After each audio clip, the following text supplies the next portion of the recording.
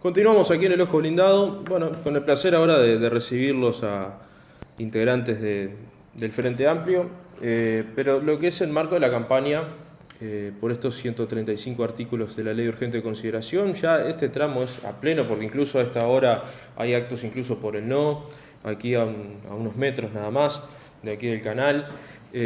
Ha habido movimiento más allá de que a veces algunos eventos sean con otra finalidad. La presencia de dirigentes políticos tiene un trasfondo, claramente que no se puede ocultar a esta altura. Y además venimos de un debate, el primero de algunos que se van a dar seguramente en los próximos días, algunos que están por confirmarse, pero aquí tengo a Juan Castillo y a Mauricio Bertalmí, un placer recibirlos. Gracias, gusto nuestro. Bueno, justamente voy a arrancar un poco con el debate entre el senador Andrade y el senador Manini. ¿Qué sensaciones dejó después de haberlo visto y de lo que fue justamente, sobre todo ese microclima que se había dado en lo previo con el tema de las transmisiones, la visibilidad del mismo, y bueno, después lo que se termina dando esa noche con un aspecto claro de que Andrade sí se había tomado el debate como lo que era? Mira, gracias primero, antes que nada, el agradecimiento al canal, a los medios, a todo el departamento, a los compañeros y a las compañeras de la Comisión Pro Referéndum de Durazno, porque independientemente que andamos dirigentes sindicales, militantes de las cooperativas, militantes de la fuerza política de izquierda, en realidad ahora estamos en estos 30, 31 días finales que nos separan para el referéndum, tratando de seguir colocando argumentos, y eso es parte de la gira que estamos haciendo en todo el país. Vos decías bien, fíjate que el año pasado, una vez que se toma la decisión de impulsar la campaña de firmas, un gran problema que teníamos en la comisión es que no teníamos contendiente. Nosotros no habíamos resuelto, no habíamos manifestado en contra de algunos artículos, pero queríamos discutir con alguien que lo defendiera. Y todo el mundo se hizo el distraído, no había gobernante, no había nadie del oficialismo que saliera a defender la ley. Se hicieron los distraídos, no nos dieron debate, intentaron que la gente nos informara y que no consiguiéramos las firmas. El movimiento sindical, las organizaciones sociales, los militantes de base se pusieron la campaña al hombro y encajaron 120.000 firmas más de la necesaria para habilitar el referéndum. Ahora todo el mundo garganteaba que quería debate, los senadores, los diputados, integrantes del Consejo de Ministros, todos querían debate. Cuando varios dirigentes nuestros propusieron el debate, el único hasta ahora que ha aceptado ha sido Manini Ríos, y en algunas radios de la capital al menos, también el senador Penades, que debatió con el senador Vergara, pero muy poca cosa más. ¿Por qué nosotros queremos el debate? Esto es que queremos ocupar espacios en los medios de comunicación. Se trata de que lo más importante es que aparezcamos, como con el compañero vicepresidente del Frente Amplio en los medios. No. Nosotros queremos que se beneficien las personas, los vecinos que no saben nada, que no entienden los contenidos de la ley, que efectivamente a partir de que confrontemos ideas, vengamos a poner los puntos sobre las IE, sobre aquellas cosas que nos parece a nosotros que están mal y perjudican a la gente, y que alguien tiene que venir a defenderlo. Hasta ahora eso no ha ocurrido, y creo que el debate que coloca a Óscar Andrade y a Manini Río lo que hace es transparentar eso.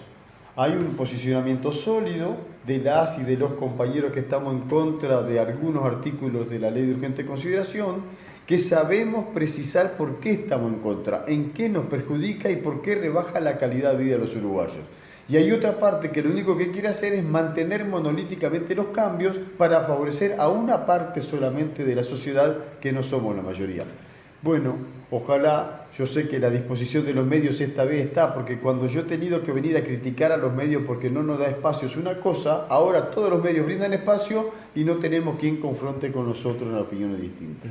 Y ese cambio que surge en los medios de comunicación, ¿se da también por la necesidad de que la gente entienda, por ejemplo, la importancia en estos últimos días de comprender sobre todo la finalidad de estos 135 artículos? Sí. Porque hay mucha confusión y eso me parece que es el factor principal de esa indecisión tan grande que parece manifestarse en algunas encuestas, o por lo menos las más confiables, ¿no? Mira, ahora también dirá qué es lo que está pasando en Durazno.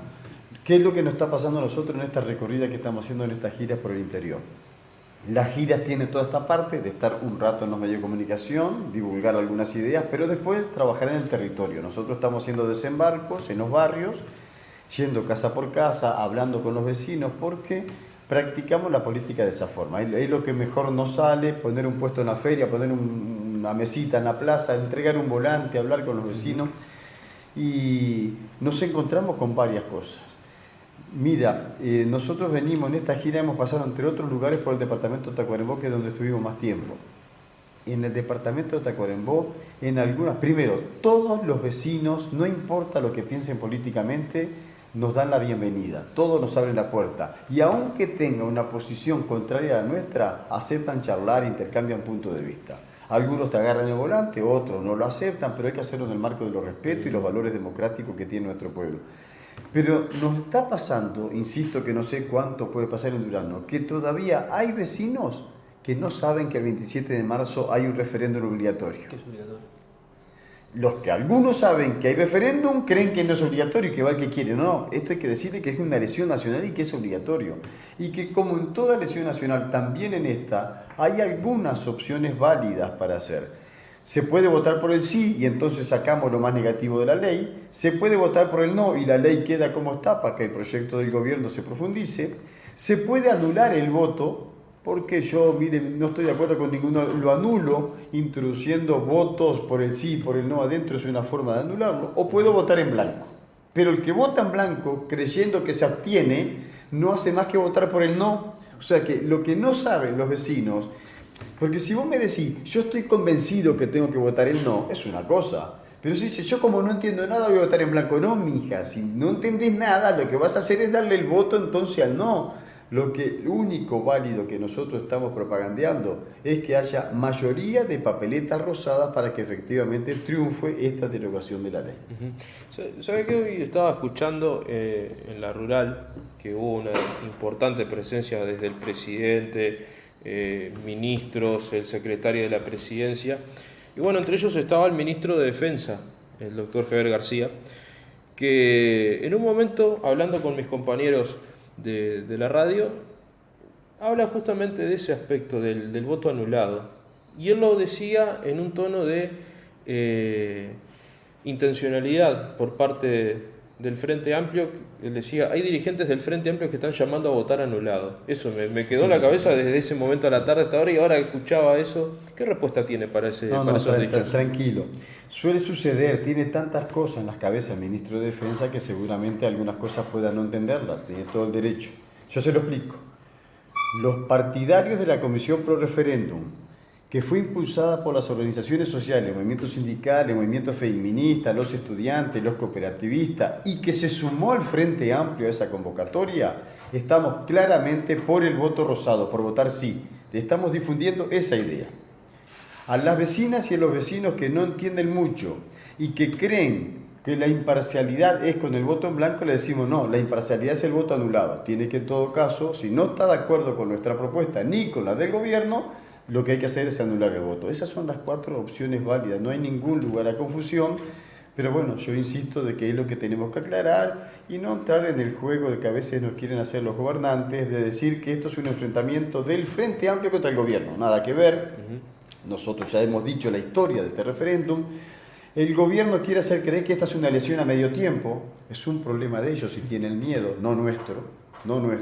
Nosotros nunca dijimos que esta elección es a medio tiempo. El gobierno fue electo hasta el 2024 y en el 2024 la población va a tener que decidir si sigue este gobierno o si cambia. Ahora lo que hay es un referéndum porque esta ley nos perjudica. Nos embroma la vida a los que alquilan y no tienen garantía, le da un desalojo exprés que más rápido lo dejan en la calle, nos recorta derechos en materia de los derechos conquistados, de la seguridad pública, de la educación, de las empresas públicas y fundamentalmente a las trabajadoras y a los trabajadores porque le limita su actividad gremial y sindical, que el papel que tiene que hacer el gobierno y los estados son distintos que los gobiernos son administradores de turno, el Estado tiene que garantizar que se promocione la actividad sindical. Debe ser un promotor de la organización sindical, así lo dice el artículo 57 de la Constitución de la República, que ahora la LUC intenta transformar y que nos quitaría derecho a toda la defensa que hemos hecho de las conquistas de los trabajadores. Ahora, la insistencia de algunos elementos en el debate se ponen de manifiesto incluso cuando uno escucha al senador Manini Ríos justamente esa noche exponiendo frente a Andrade, hablar, por ejemplo, en el ámbito educativo, sobre la incidencia de los sindicatos. Y allí empezaba una construcción de un relato que fue claramente prioritario en campaña electoral y que sigue siendo. Parece un latiguillo para el gobierno y que es Sí. una especie de herramienta con la cual pretenden instalarse ante la opinión pública, y que en caso de que eso se derogue sería un impedimento para ejercer el gobierno. Así ha sido Es verdad. formulado. Es verdad. Mira, yo te agrego otra cosa más para contestar eso. Yo no sé si acá lo han reproducido, si acá otros integrantes del gobierno lo dicen, pero también nos están diciendo que lo que estamos haciendo los promotores del referendo es colocar un palo en la rueda del gobierno. Eso nos dice. Con el contrario, su discurso dice que la LUC defiende las libertades. La libertad para que te echen, la libertad para que te desalojen, la libertad para que no te paguen el salario. No, ese tipo de libertades a mí no me dé, muchas gracias. Lo que nosotros hacemos, y en todo caso lo que se le quiere inculcar al movimiento sindical, que algunos años le dediqué de mi vida a la actividad sindical, es que cuando en este país la democracia se veía amenazada, y las fuerzas políticas de entonces promueven un golpe de Estado a favor de los militares en el 73, los que dieron la cara y salieron a defender la democracia y las instituciones fueron los sindicatos con una huelga general de 15 días. En esa huelga general, con ocupación de los lugares de trabajo que hicieron nuestros mayores, no lo hacían para defender un aumento de salario, o para reducir la jornada laboral o para tener media hora de descanso más. Lo hizo para defender la democracia, porque no hay nadie mejor que las trabajadoras y los trabajadores que sepan el valor que tiene la democracia. Capaz que no resuelve todos los problemas, pero es mejor tener derechos democráticos y libertades que me permitan a mí desarrollar las actividades y poder levantar las plataformas que hoy hace el movimiento sindical. ¿Y qué pasa con el movimiento sindical concretamente? Porque ha habido una especie de campaña de deslegitimación, de desacreditarlos a los sindicatos o de tomarlos simplemente como un aparato, un brazo político más del Frente Amplio. Sí, eso otro latiguillo más. Yo he estado en todos los niveles, he estado en el movimiento sindical, después me transformé en un militante político como hoy. Cuando yo estaba en el movimiento sindical, los ataques que nos hacía la derecha y los gobiernos era que los sindicatos eran el brazo social de la fuerza política de izquierda. Ahora en este momento están diciendo que la fuerza política de izquierda son el brazo político de las organizaciones sociales y sindicales. En ese juego no se puede entrar. En ese juego no se puede entrar. Mira, no hay ninguna cosa más democrática y más plena de derechos. Los que afirman eso nunca pisaron un sindicato. Acá los militantes sindicales podemos hablar con propiedad lo que nos cuesta a veces construir una resolución, sacar una resolución, impulsar un acta en una asamblea, firmar un convenio colectivo, lograr conquistas que beneficien a los demás. No es muy fácil porque el uruguayo es discutidor. Los compatriotas nuestros están muy bien preparados, ejercitan la democracia, defienden sus derechos. Por tanto, yo no creo, desde el punto de vista de las organizaciones sociales, comparativamente con el resto de los países de la región, obviamente que el movimiento obrero uruguayo es uno de los movimientos obreros más maduros y más respetados de toda América Latina. Eso para orgullo de los compatriotas. Crean o no los sindicatos, porque nadie está obligado a pensar que es lo mejor, pero son los más respetados. Acá un dirigente sindical, usted se sube al ómnibus y va arriba del ómnibus. Usted ve a un dirigente sindical en la calle y lo ve transitando.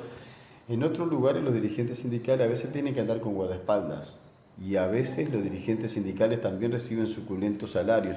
Y algunos de ellos tienen un nivel de vida que no tienen los trabajadores y las trabajadoras comunes. Acá usted ve con los mismos problemas y la misma angustia que el resto de los compatriotas a nuestros militantes sindicales. Estuvo en toda esta gira una compañera que finalmente hoy, viernes, se tiene que trasladar porque hay mesa representativa del PCNT que vuelve a discutir el tema de un paro general del 8 de marzo, que ha sido tan polémico para ellos, pero la compañera es una dirigente sindical joven de Bella Unión, que en realidad el esfuerzo que tienen esas compañeras para defender los derechos de sus iguales es una cosa ya solamente digna de respetar y es una cosa a valorar. ¿Y qué implica, por ejemplo, que no hayan sindicalistas en los debates?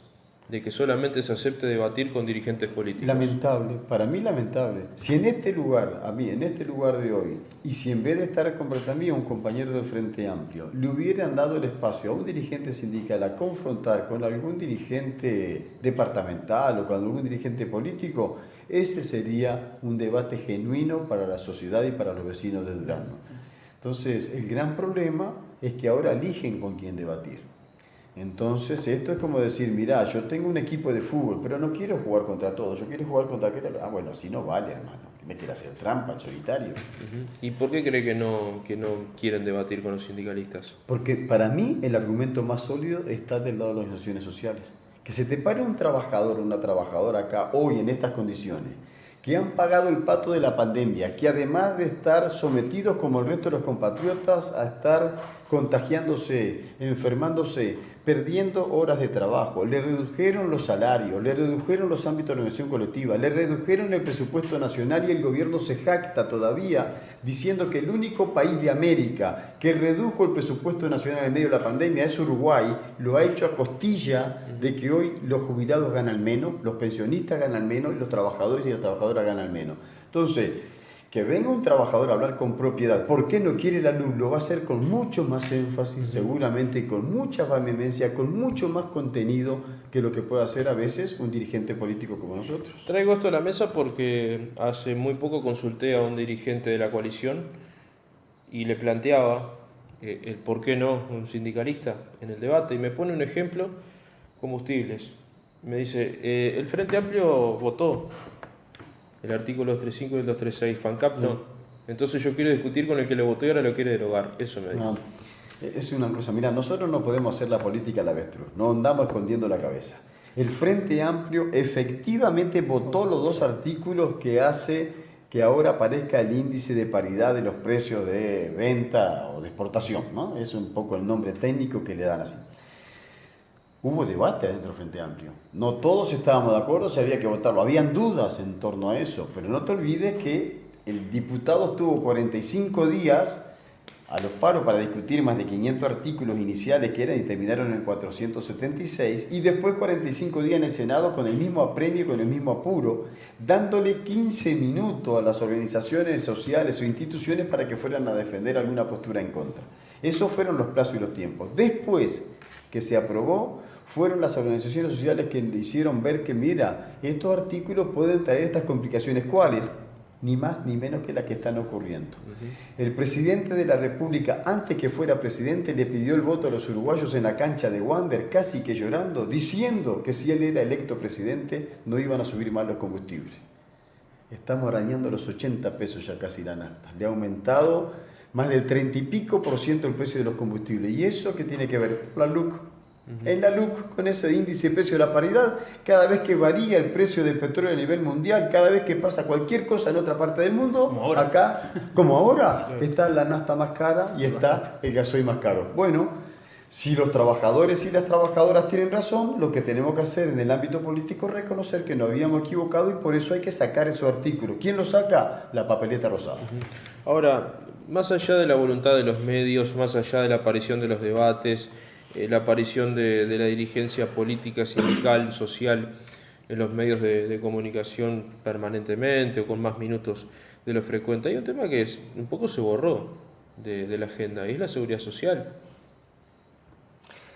La seguridad social, hoy de mañana, para ayer para los televidentes, sí, porque estuve en San Gregorio de Polancos, el periodista de una radio de allí recordaba que hacía 17 años había estado yo anteriormente en esa radio, en aquel momento como PCNT. Y discutíamos y analizábamos precisamente algunos de estos problemas. Y me decía, yo he sentido que hablan de la seguridad social, pero la seguridad social no está en la LUC. Mira, hay dos o tres artículos de la LUC que crea una comisión especial que la llama Comisión de Expertos en Seguridad Social. Esa comisión de expertos representada por la coalición de gobierno, más delegado del Frente Amplio, más delegado de los jubilados, más delegado de los trabajadores, discutimos durante todo el año pasado, primero, cómo está la seguridad social en nuestro Uruguay. La seguridad social no es solo la jubilación. Asignación familiar es seguridad social, derecho a la maternidad es seguridad social, seguro de desempleo, seguro de enfermedad, todo eso está dentro de la seguridad social. Discutimos eso y luego de discutir se analizaron propuestas. En la LUC no dice qué es lo que hay que hacer con la propuesta, pero la propuesta que presentó el gobierno allí en la comisión de expertos es que hay que reformar la parte de la jubilación de la seguridad social, que hay que trabajar más años si se aprueba, que le van a pagar menos salarios porque la tasa de reemplazo va a ser menor y que además propone crear más fondos de ahorro privado en donde no lo hay. Eso que se llama la SAFAP para el BPS, quiere crear también en las otras cajas para estatales también el tema de la FAP. Bueno, ¿esa es la solución? ¿Van a seguir los trabajadores perdiendo derechos y cada vez aportando más? ¿Y el resto qué lo va a hacer? ¿Lo está balconeando? Sin embargo, el sector de seguridad social que más utiliza rentas generales porque necesita más aporte de la caja militar, prácticamente no la tocan. Bueno, eso está directamente ligado al resultado que va a ser el 27 de marzo. Hay varios proyectos. Reforma de la seguridad social. Una legislación con una propuesta de ley sobre la regulación de la actividad sindical. Y aspectos que tienen que ver con otras cosas de materia del Estado están sujetas y a la expectativa de lo que pase con el 27 de marzo. De triunfar la concepción del gobierno, que es el voto no, seguramente todos esos proyectos se nos van a caer arriba de inmediato. Por lo tanto, razón de más y fundamental para que nosotros, defendiendo nuestros derechos, defendiendo la democracia del país, tratemos de trabajar para que la mayor parte de los compatriotas, los que menos tenemos y los que más sufrimos, votemos la papeleta rosada con el sí. También traigo lo de la seguridad social porque es una discusión que se da un poco tardía. ¿Y a qué voy con esto? Aparece la campaña por la LUC y también hace unos meses estuvo el tema de las elecciones del BPS. Sí. Y la propuesta de la directiva que gana, que es reelecta, era por lo menos empezar a considerar la derogación de las AFAPs, o por lo menos se mostraban más, más partidarios de discutirla que hace unos años. ¿Y por qué digo tardía? Porque tal vez el tiempo estuvo hace unos años para poderlo empezar a discutir y ahora el tema explota un poco sobre la población ya sobrecargada de ello y se da en el contexto también de que es el gobierno el que habla de, como siempre, ha tenido una lógica de discurso de hablar de costos o sobrecostos o la ineficiencia o catalogar al sistema de seguridad social como muy pesado. Es decir, se habla desde un punto de vista económico, pero no justamente de lo que implica como resguardo y como asistencia a los trabajadores. Es esa lógica que nosotros describíamos en la respuesta anterior y que no compartimos. Una lógica, si vos le seguís el tren a los que nos argumenta ese punto de vista, resulta de que poner transporte público para que la población se desplace es un problema de costo. Bueno, saquémoslo. Entonces, poner un tema recreativo, hacer carnaval para que la gente se divierta es un problema de costo para la intendencia, saquémoslo. Si vos vas con esa cabeza puesta en todo lo que te genera costo, no lo ves como el beneficio para tener una sociedad lo más feliz posible con el mejor nivel de vida posible, bueno, ahí estamos complicados. Pero ahora resulta que tenemos que tener sentido vergonzante que después de trabajar toda nuestra edad productiva, un cameraman, un árbitro de fútbol, un deportista, un mecánico, un médico, un profesional, trabajan toda su vida productiva, lo dedican al resto de la sociedad, porque ¿quién trabaja para sí, por sí, ante sí? Son muy pocos los que tienen derecho y la vida. Hay gente, muy poquitos, que están naciendo y ya tienen su vida resuelta. Si no quisieran estudiar y si no quisieran trabajar, no importa, porque ya su familia tiene los recursos económicos suficientes para adelante. El resto, que somos el 97% de la población, tenés que estar ganándote, abriéndote rumbos, trabajando, estudiando, mejorando y en la edad productiva generar los recursos necesarios para cuando no tenga la fortaleza física, cuando empiecen a venir las nanas, cuando empecemos nosotros con los achaques, podamos tener, bueno, una vejez, una madurez en la edad medianamente civilizada y contemplativa con lo que hemos devuelto a la sociedad. Bueno, no estamos pidiendo demasiado. Esto existe en el mundo. Llamale H, póngale el nombre que quiere. Es justo, es humano y es un derecho humano fundamental que en determinada edad, después discutimos, si lo que quiere discutir el gobierno es que a medida que la humanidad aumenta la expectativa de vida, pueda generarse una contraprestación de parte de los hombres y de las mujeres, vamos a discutir en qué condiciones. Lo que no le pueden decir al hombre y a la mujer de trabajo es que se termine muriendo, abriendo la zanja, muriendo, levantando una pared, porque el Estado es un costo darle una jubilación, una pensión digna. Muchos de los compatriotas, los que nos están escuchando, seguramente entenderán que cuando te llega la edad de jubilarte, en vez de recibir una pensión digna, lo que estás recibiendo es una limosna. Trabajaste toda tu vida y terminando dando una plata que no te alcanza ni para alquiler, o para alimentarte, o para pagarte los costos de los medicamentos, que es cuando más lo necesitas. Ahora, ¿están de acuerdo en que el gobierno de todas formas ha ido resignando cosas en la aplicación de la LUC? Es decir, se ha apartado de caminos iniciales, por ejemplo, en llevar adelante con los combustibles, pero me pongo a pensar incluso la desmonopolización de ANCAP, que después la retira, pero esto estaba. Era prácticamente la tapa del libro, pero por no resolver situaciones internas con Cabildo Abierto, más que nada, que era el principal opositor a esto, la discusión quedó de lado. ¿Pero qué voy con esto? Con LUC o sin LUC, la discusión va a volver. El gobierno va a volver a plantear porque es uno de sus objetivos centrales, es uno de sus horizontes ideológicos el hecho de, bueno, por lo menos cuestionar la presencia de ANCAP, pero no es nuevo. Cuando tú eras presidente del PIT-CNT ya estaba también en discusión y hubo también una consulta popular que fue muy trascendente. En el gobierno de la calle Herrera también las empresas públicas estaban sobre la mesa, pero ANCAP siempre ha sido un intento por parte de un determinado sector del sistema político uruguayo de querer que no funcione directamente o que funcione de otra forma. Hay algunas joyas de la abuela, ¿no?, en nuestro país, y hay historias que se repiten además. Porque, pues fíjate que nosotros tenemos problemas en algunas empresas del Estado. Problemas que hay que admitirlo autocríticamente. En los gobiernos de Frente Amplio, en algunos casos se pudo mejorar, pero el problema sigue subsistiendo. Hay cosas, nosotros no hicimos todo bien. Hemos admitido públicamente, autocríticamente, que algunos errores hemos cometido. Lo pagamos con algún costo político. Hemos tenido costos. O sea, esto hay que asumir. Mirá, para que la gente entienda bien, no vale venir acá y utilizar un espacio para solamente hablar de que somos los más lindos, los más buenos. No. Esto hay que ir matizando con las cosas más reales para que la población lo pueda entender. Pero ¿por qué si colonización tenía un problema? Lo que se quiere hacer ahora, en vez de dárselo al productor que quiere y necesita trabajar un pedazo de tierra, se la vamos a estar dando a uno de premio para que tenga un fin de semana para tener una casa quinta, un lugar de paseo. No, eso no puede ser. ¿Por qué si el ferrocarril tenía problema ahora? ¿Por qué no se entregaban las privatizaciones? Lo cerraron a AFE, al ferrocarril, para entregar ahora un monopolio a una actividad privada. Entonces hay una concepción, una lógica, como que se desecha todo, pero algunas cosas, las que dan ganancia, se quieren entregar, se quieren privatizar. Antel, parece Boquita y Cardinales, porque la empresa está bien, la hacemos competir con la empresa privada, pero defenderlo si es tuya.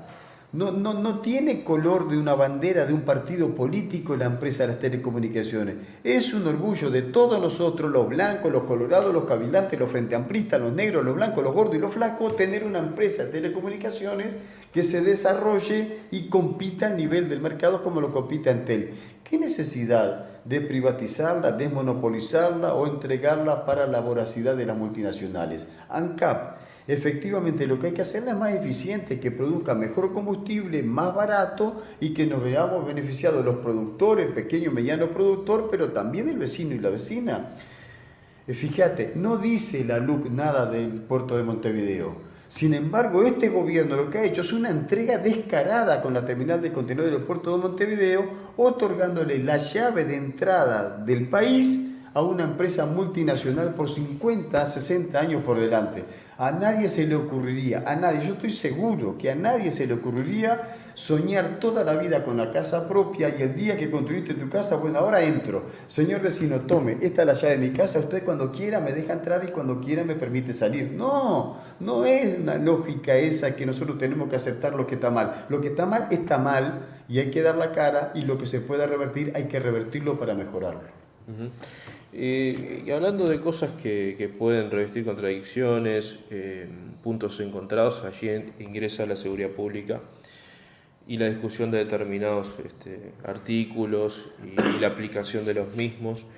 Pero por el otro lado, también la campaña del no, cuando está esa lógica de seguir del no al palo en la rueda, como le dicen, argumentan de que el sí es una forma de quitar herramientas que van contra, delitos de mayor gravedad o de mayor complejidad, es decir, como que se pone a la LUC en una especie de herramienta que genera mayores penas o más severas para delitos mucho más sensibles para la sociedad, ¿no? Bueno, es una lógica que la hemos visto, mira, parece que el ministro Heber descubrió que la LUC es una maravilla. Heber, cualquier cosa que haya salido bien, mirá el semáforo, viene la roja, gracias a la LUC está la luz roja. Mirá lo que pasó acá, frenó un auto, gracias a la LUC frenó el auto. Mirá lo que... No, a ver. Veamos qué es lo que está pasando. La LUC todavía en algunos aspectos no lo están aplicando en todos sus términos en varias de las cosas. Por lo tanto, sería hipócrita que nosotros le achaquemos todas las cosas malas culpa a la LUC, o que alguien venga a decir al revés que todo lo bueno es gracias a la LUC. Eso lo habíamos dicho en el arranque, lo vuelvo a reiterar yo, porque hay cosas que están bien. Fíjense, la ley de urgente consideración no es ilegal. Lo que nosotros creemos que es ilegítimo haberlo hecho en ese marco de tiempo, en medio de la pandemia, haber contrabandeado, utilizar un mecanismo que es legal porque lo permite la Constitución, colocando casi 500 artículos y 62 leyes distintas adentro de una. Bueno, eso, lo que nos metieron es un programa de gobierno, lo que no pudo construir antes la coalición, los 5 partidos políticos juntos, lo colocaron en una ley de urgente consideración. Cuando uno habla de un aspecto muy sensible, porque preocupados por la seguridad pública, no tiene que ver el color político. Toda la sociedad le preocupa tener seguridad pública, tener mayor seguridad pública, mayor cobertura. Ahora, hay algunas cosas que, más que lo que podamos decir algunos que no conocemos los términos legales o constitucionales, lo dicen expertos, y los expertos en materia de derecho y de seguridad de la Universidad de la República han dicho que esta ley lo único que aumenta son las penas, y que aumentar las penas o reprimir más no resuelve los problemas de seguridad. Al contrario, ejemplos hechos de que uno de los países que expone al máximo estos elementos, como los Estados Unidos de Norteamérica, son los que tienen más altos niveles todavía del delito. En el Uruguay, porcentualmente, ¿de qué estamos hablando? Bueno, porcentualmente se dice que en el entorno de 270 a 300 uruguayos cada 100.000 habitantes están pagando una pena por un delito que haya cometido. La media mundial es de 70. Nosotros estamos 4 o 5, lo que va a ser una gran cárcel en Uruguay si esto sigue así, sí. Cuando lo que tenés que hacer es corregir más, dar más oportunidad de estudio, más oportunidad de trabajo, y efectivamente tender más a la reforma, porque nadie está perdido, porque nadie nace efectivamente chorro, ladrón. Eso es lo que tenemos que hacer nosotros y discutir. Y después nos metemos adentro de algunos artículos. Por ejemplo, artículos comparativos con ejemplos prácticos que ha pasado han ocurrido con mujeres, jefas de hogar, que para ver a su compañero que está preso y que es un adicto, le lleva no sé cómo se llama, pero un cigarro, una cosa así. Si la agarran entregándole eso a su marido, la pueden llevar hasta, no sé, una pena 3 o 4 veces mayor que el que exportó un contenedor lleno de droga y que todavía se fue a casar alegremente a Buenos Aires porque le dieron el permiso porque está preso en la casa. Bueno, hacemos una comparación entre una madre jefa de hogar pobre que está en esa situación con un tipo de guantes blancos que es un prohombre, se ve, un medio dueño del Uruguay. No, eso no es justo. Y eso está en la LUC. Bueno, eso está mal, hay que sacarlo. O está mal, no nos parece bien que se diga que proteger a la policía. El gobierno y el ministro jefe se acuerdan, pues hay que proteger a la policía, defendemos a la policía. Si proteges a la policía y defendés al policía, dale mejores equipamientos, dale mejores chalecos, dale mejores entrenamientos, y mejor salario. Y eso lo hizo el gobierno del Frente Amplio. Cuando nosotros podemos demostrar con gráficas que en el 2004 el precio de un salario de un policía creció en los 15 años de gobierno hasta 5 veces más que lo que ganaba. De todos, del policía raso, del agente de policía que anda a la calle, del comisario, del inspector, de todos se beneficiaron con una política que atiende a profesionalizar más, a dignificar la labor del policía. Y no es aplaudirlo cuando agarra un preso y después entregarlo como materia de desecho. Nosotros no estamos de acuerdo con eso. Y hago 2 ejemplos más. Los artículos 64 y 65 marcan, le da la posibilidad a la LUC de que el policía retirado, no jubilado. O sea, el jubilado podría ser, pero retirado, en algún momento renunció a ser policía, en algún momento, no sé, lo destituyeron. Dice que el policía retirado puede portar armas.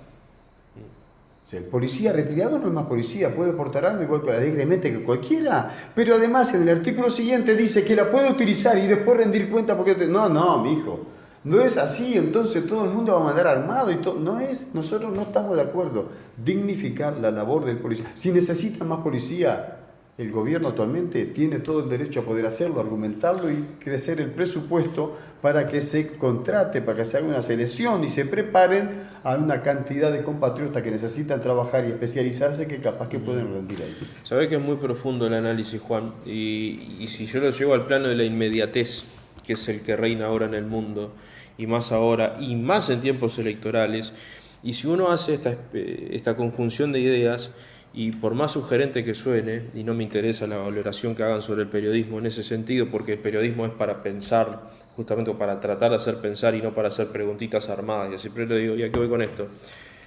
Que cuando se va al mundo de la simplificación y el reduccionismo de ideas, que es lo que sucede, que a ver, se ha hecho inevitable cuando se entra en ese terreno, es decir, alguien pone ese juego y hay gente que lo sigue de todas las partes. ¿Y en qué se cae? No, la izquierda está en contra de darle más penas a los violadores, a los narcotraficantes, a los asesinos seriales, a los femicidas, etcétera, etcétera. Esa es la idea central que se pone cuando se está hablando de seguridad en este momento. Y si no se da la discusión seria o real de esto, va a suceder justamente que la gente crea en esa premisa. Y yo acá no estoy sugiriendo a quién tiene que votar o qué no. Estoy diciendo que faltan elementos en la discusión y más allá de la voluntad de los medios. ¿A qué voy con esto? Yo le puedo dar 40 minutos a Castillo, 50 minutos a Castillo. Mañana viene Domenech y le doy 50 minutos a Domenech y me va a decir esto que estoy diciendo ahora. Y la gente no es subestimar, la gente no es tonta. Pero a lo que voy es que hoy vende mucho más ese discurso inmediato. Entonces es una campaña en cierta desventaja para la oposición para generar un debate cultural el cual no pudo ni siquiera contrarrestar siendo gobierno, porque estos son elementos que los tenía siendo gobierno. ¿Qué se exige hasta ahora? Punitivismo. Y ya habían herramientas de punitivismo. ¿Cuál fue una de las grandes insignias del Frente Amplio siendo gobierno? El programa de alta dedicación operativa, el PAO. ¿El PAO dónde se metió? En los lugares más críticos del país, en los barrios más castigados por la inseguridad, los más castigados por los flagelos más grandes, desde la pobreza, y que eso obviamente genera la irrupción del narcotráfico y determinados procesos de la sociedad. Pero sin embargo no le alcanzó y el Frente perdió la elección, ganó el gobierno que está ahora, pretende llevar más punitivismo adelante y el punitivismo está haciendo todo lo contrario. Entonces hay algo que no está quedando del todo claro en la sociedad cuando hay especialistas, expertos que te dicen no, seguir con ese camino no está. Ahora, entonces, ¿a qué voy con todo esto? Que el Frente Amplio también tiene como una consecuencia de temas a medio camino que hoy los paga, y los paga con la LUC. ¿Y cuál es ese medio camino? La prevención, que no está en la LUC y no parece estar en el horizonte del gobierno, pero el Frente Amplio también escaseó en ese sentido, teniendo recursos en su momento, teniendo programas sociales, teniendo inserción y la famosa época de la bonanza también. Pero bueno, yo entiendo que en 15 años es difícil contrarrestar todos esos procesos. Y más cuando dicen, bueno, el Frente Amplio sacó gente de las cárceles, todo ese tema tan engorroso que se armó alrededor. Pero no es, no es mentira que el Frente Amplio no trabajó en prevención o no trabajó lo suficiente. Le faltó meter y punitivismo sobrado este año. Y la verdad que es la receta que no funciona. Acá estoy de acuerdo con un colega que es Gabriel Pereira, que dice hasta ahora todos los gobiernos lo único que con el punitivismo se le fueron para arriba a todos los delitos. Sí, sí. Y es cierto. Mira, lamentable, primero, es cierto. Gran parte de las afirmaciones, no todas, porque a veces es difícil enmarcar. Vos decís bien, si tuviéramos 15 minutos te seguimos, de repente hacemos un contrapunto, hacemos una redondilla, sí, y capaz que tenemos más invitados y el tiempo va a ser muy poco. Yo creo que lo que importa acá es razonar desde el punto de vista, no en el corto plazo, ni siquiera en la inmediatez de qué es lo más beneficioso para la fuerza política que integramos con el compañero. Sino que tener una mirada de largo aliento y lo que sea mejor para la sociedad. Eso es lo que importa, y eso se llama política de Estado. Lo que nosotros tenemos que hacer, algún momento yo creo que se le va a gastar este discursito que hace el gobierno y todos los integrantes del gobierno, que todavía no le hizo ninguna pregunta al periodista y ya dijeron la culpa del Frente Amplio. Y con el que se dejen de comparar, ya está, ya hace 2 años y medio, que se dejen de comparar, y además no tiene gracia porque nosotros venimos y decimos, hacemos mía autocrítica, tenemos algunas responsabilidades, hemos cometido errores, lo vamos a corregir, lo hacemos, ya está. Ahora, en 2 años y medio, el producto de tu concepción política ya tiene que rendir frutos. ¿Qué tenemos que esperar? Sí. Entonces, yo creo es una opinión. Entonces, yo no quiero involucrar que esto sea la opinión de Bertamío, la opinión del Frente Amplio de Durazno, que capaz que no discutió el tema, ni la opinión todavía de una propuesta política que no estamos haciendo como Frente Amplio. Pero sería bueno que en algún momento, también como a veces uno discute las políticas de educación, las políticas en materia de empresas públicas, las políticas en materia de seguridad social, sean construcciones de política de Estado, independientemente de que cambien los gobiernos, que es la opción democrática que tienen los uruguayos y las uruguayas, algunas políticas en sus grandes líneas, en sus grandes concepciones, no varíen. Acá el problema del delito y el crecimiento de la violencia es un problema que convive en la humanidad, El planeta Tierra hoy, los seres humanos, tenemos un gran problema. No vemos a nosotros, nunca vimos en el tránsito venir por la carretera y por una mala maniobra porque uno se equivocó y no puso el señalero, porque el otro se bajó y con un fierro. Hay un estado de violencia, no lo ves manifestado en el deporte, ya antes le echaban la culpa al espectador. Hay veces que uno lo ve hasta en los propios deportistas, que son colegas, que son compañeros, que al otro campeonato van a estar jugando capaz que del mismo equipo y sin embargo por una pelota que trancaron mal o un cabezazo, bueno, hay un problema de violencia, todo el mundo resuelve sobre la base. Bueno, en algún momento de esto hay que analizar cuáles son las estadísticas de toda América Latina y cuál es una incidencia principal. Y el narcotráfico es uno de los grandes problemas que tiene la sociedad moderna. Los consumos son un gran problema que tiene la sociedad y eso es lo que marca la diferencia. Yo quiero hacer igual que aquel, pero con el menor esfuerzo posible. Yo le envidio lo que tiene aquel y entonces todo el mundo, nadie quiere quedarse con el celular de hace 3 años. Y ya salió el 4G, el 5G. Yo quiero una computadora vieja, yo quiero que que andan más rápido y andan volando. Entonces todo el mundo, en vez de esforzarse por crecer y por llegar a otros niveles, lo que hace es envidiar al otro. En algunos lugares ya es muy difícil que te traten como compañero, te tratan como un competidor. No, terminemos esas cosas. Es un problema que tiene la sociedad. En otros niveles se expresa de otra forma. Y bueno, vos fíjate que lo que antes veía uno en las grandes películas, El Padrino, el narcotráfico, los capos de la mafia, las contrabandas así, ahora todo eso se cambió por un narcomenudeo en las bocas de pasta base de aquel que para llevarse un plato de comida a la casa está arriesgando cualquier cosa, hasta la propia seguridad de él y de todo el entorno alrededor, porque te hacen tan dependiente de una cosa que nadie pretende justificar y que es un problema que lo ha atravesado el Frente Amplio y que lo viene atravesando este gobierno y que no es reprimiendo más al resto de la sociedad. Es porque yo sea medio morocho, estoy siendo ya mirado con lupa porque puedo ser un ratero, porque puedo ser un rapiñero, es porque me pongo una gorra al revés como le pasó a una familia que fue a verañar a Punta del Este ahora, que le dieron una paliza porque tenía una gorra puesta al revés, es porque mi hijo usa una capucha que entonces está haciendo...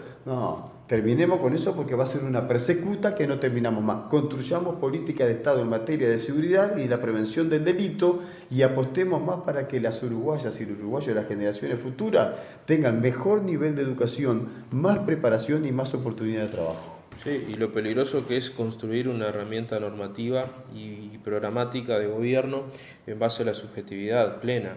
Por ejemplo, la apariencia delictiva. Y eso incluso hasta los propios expertos en derecho que, que reivindican la LUC no han podido justificarlo. ¿Cómo configuras la apariencia delictiva? ¿Quién la determina? Tremendo, pero es un disparate. Yo creo que además de ser un disparate, el problema es de que no hacemos más que alimentar la manija en contra. Si yo vivo escuchando eso en las radios, si yo miro en la televisión, y si ese es el tema central, primero que me inculcan el miedo. Y si yo tengo miedo y salgo ya a la calle con un temor infundado, claro, yo ya veo que todo el mundo lo que está queriendo hacer es querer robarme, querer maniatarme el bolso, el celular, me quiere robar, me quiere coparme la casa. Vamos a estar viviendo, yo insisto, ¿no? Vivir dentro de una jaula como no queremos ninguno y como no necesitamos ninguno. Y por ejemplo, cuando se cuestiona la metodología sindical, los métodos de protesta, por ejemplo, las ocupaciones. Aquí lo que se contempla es que la gente que pretende no acompañar las ocupaciones pueda ingresar y seguir haciendo un día normal de trabajo según lo que establece la LUC, pero cuando uno va y pregunta a la dirigencia política del gobierno, te dicen, sí, lo que pasa es que están enojados porque le quitamos poder a los sindicatos. Bueno, seguramente si nosotros le diéramos más posibilidad a los sindicatos que se defendieran, van a colocar una línea de argumentos distinta a la que estamos escuchando. Yo no quiero utilizar el espacio que le tocarían a ellos, pero para mí no es ajeno a eso lo que ha pasado. Yo en 30 años de vida sindical me ha ocurrido de todo. Y me ha ocurrido que la única forma de hacer valer los derechos de las trabajadoras y los trabajadores, que no le han pagado el salario a fin de mes, que lo han despedido como animales, como no quisiera uno que despidieran a los animales de un corral, cuando nos hacinan en algunos lugares de trabajo, cuando desconocen los derechos de los trabajadores, yo quisiera que eso no ocurriera, porque cuando ocurre eso, hay veces que no tengo alternativa que efectivamente para hacerme valer, ocupar un lugar de trabajo, realizar una huelga para defender los derechos. ¿No es la medida más simpática? No, no es la medida más simpática, pero ningún trabajador y ninguna trabajadora quiere que la exploten o que la ninguneen o que la esclavicen como lo han hecho acá. En algunos lugares, por suerte no todos, nosotros no generalizamos, humillan a los trabajadores y las trabajadoras.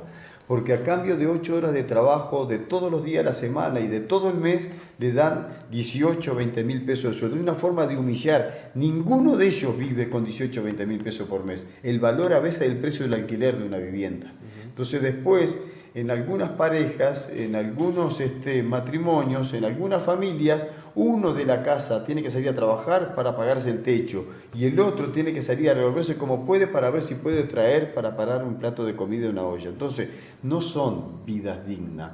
Hay derechos y lo que tiene que proteger la sociedad y la Constitución de la República lo hace, y el sentido de organizarse para ser más fuerte de los trabajadores y trabajadoras es para hacer valer mis derechos, y eso es lo que hay que proteger. Una democracia es plena cuando los que no tienen la capacidad o la posibilidad sean más protegidos por el Estado. La ley le quita los derechos, efectivamente. Yo he dicho cosas que no parecen simpáticas, pero me ha tocado convivir en la vida gremial, en el puerto de Montevideo y en muchas luchas en todo el país, de que hay veces algunos que no se suman a la lucha de sus compañeros. Y aquel que no respeta las decisiones de la mayoría de sus compañeros es un carnero. Y a veces el primero que va a cobrar a la cola de la conquista del trabajador que luchó es el carnero. Entonces, si vos tuviste tanta dignidad para levantar la voz y para no unirte a la lucha de tus iguales, tenés la misma dignidad y rechazás esa parte porque no te corresponde, no hiciste nada. El que se jugó el pellejo fue el compañero que paró, que luchó, que se movilizó y que queda expuesto. Los que dicen que los que hacemos un piquete, o alguna vez hicimos un piquete, que los que dicen que alguna vez ocupamos una fábrica o un lugar de trabajo no tenemos conciencia, nunca ocuparon un lugar de trabajo, no saben lo que es salir de la casa un día con una mochila, despedirte de tu mujer y de tus hijos y no sabes cuándo vas a volver, porque vas a ocupar, te vas a quedar a vivir en tu fábrica, en tu obra, en tu empresa, en tu oficina, para defender tus derechos. Entonces yo no le regalo a ninguno de esos. Ni la derecha, no le doy la derecha para que salga a defender, ni regalaría el derecho que tienen los trabajadores para agremiarse y pelear por eso. Clarísimo. Bueno, había actividad hoy que no se pudo realizar por mal tiempo. La lluvia. La lluvia, sí, los compañeros de Centenario tenían previsto una reunión en la plazoleta y luego ir a Carlos Reiles y no se previó el tema de la lluvia, no pudimos concurrir con Juan, que íbamos a ir a darle un poco una mano y a visitarlos un poco. ¿Qué sigue después de esto entonces? Mañana hay algo interesante que es una modalidad tipo taller, 19:30 en el Club Wander, dada por la gente de COFE. En el marco de esto que insistimos nosotros, que la gente se informe. Yo por lo menos insisto, la gente se informe. O sea, de pronto no nos haga caso ni a Juan, ni a mí, ni a ningún otro referente político. Porque la decisión es personal. Esto no es algo político, esto es algo personal. Acá la ley, los 135 artículos son opiniones personales y visiones del mundo, de la vida, ni visiones sociales, visiones económicas. Entonces ahí hay una oportunidad para informarse. No es prender un canal de televisión, estar 2 horas mirando, uno explicando su punto de vista, sino hay que tener el propio punto de vista, que es lo que yo insisto, o sea, informarse y luego decidir. Les agradezco mucho por estos minutos. Gracias a ustedes. Y bueno, me pone muy contento tu presencia aquí en el programa también, Mauricio. Bueno, la verdad sabes que soy medio tímido. Sí, pero la timidez se va a tener que ir por ahora. Se me va diciendo de a poquito.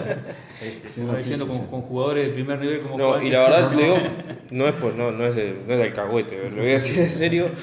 Para mí es un lujo realmente contar con Juan en el programa, porque es alguien que realmente está hecho para estas instancias de discusión, de debate, y que lo lleva de muchísimo tiempo eso, y me parece que jerarquiza cualquier programa periodístico. Bueno, muchas gracias. La verdad que para nosotros lo más importante, yo vuelvo a decir, uno podrá hablar más o menos, uno podrá hablar más bonito que otro, y a veces es un gran problema que tienen los militantes y los dirigentes.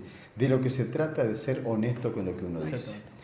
Yo acaso a veces me pongo con esa vehemencia, disculpame que me disculpen los televidentes porque me posiciono tanto, pero yo estoy convencido de lo que hago, me gusta lo que hago y yo sé que además nos asiste la razón y además vamos a ganar el sí el 27 de marzo. Sí. Y uno cuando toma este desafío es por eso. Exacto. Yo no tengo, tú me conoces en la vida social de Durano, no tengo necesidad de propaganda, tengo una actividad médica bastante movida, estoy en contacto con 600 y pico pacientes por mes, o sea, la necesidad que tengo es expresar mi sentimiento y lo que nosotros consideramos correcto. Ahora, mucha gente también te ha arrimado a esto, porque de hecho si vos haces una especie de consulta espontánea a muchos ciudadanos de Durazno frente amplistas y no frente amplistas, y coinciden con un buen concepto sobre vos. Y eso también me parece que implica un desafío bastante interesante para seguir en este camino. Bueno, implica un desafío. A veces el mundo te pone en lugares que tú no quieres, no pensabas. Y bueno, lo tomaré como desafío. Es más que bueno. Bueno, muchas gracias. Gracias a ustedes. Pausa y seguimos.